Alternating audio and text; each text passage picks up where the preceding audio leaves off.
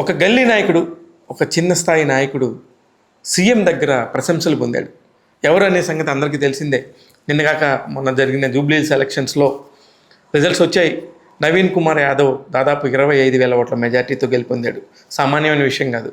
ఎందుకంటే అక్కడ ఉన్నదంతా హేమీలు. గతంలో బీఆర్ఎస్ ప్రభుత్వం చాలా ప్రెస్టీజియస్గా దక్కించుకున్న సీటు జూబ్లీహిల్స్.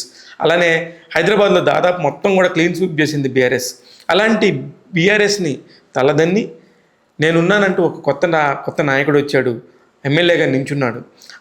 అతను నించుని అందరితోని శభాష్ అనిపించుకున్నాడు.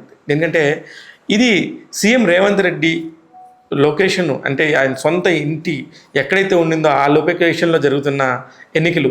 ఇకపోతే జూబ్లీహిల్స్ అనగానే కోటలు, బంగ్లాలు, పెద్ద వాళ్ళు అందరూ ఉంటారు, సెలబ్రిటీస్ అందరూ ఉంటారు.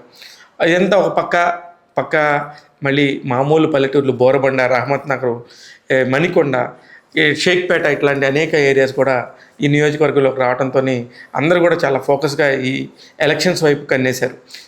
ఏదైతే మొత్తానికి గెలిచాడు.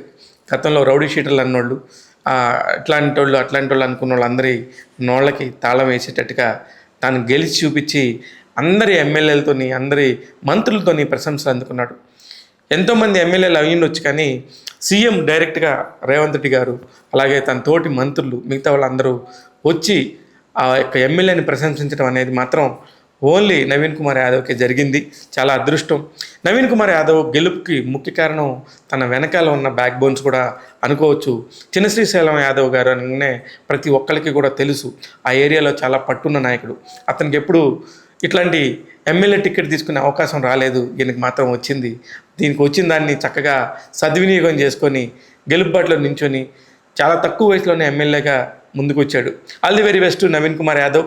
జూబ్లీహిల్స్ ఓటర్లు అందరూ మీ మీద ఉంచిన నమ్మకాన్ని మీరు రుజువు చేసేసుకొని ప్రజలందరికీ మంచి చేయాలని చెప్పి మనస్ఫూర్తిగా కోరుకుంటున్నాం.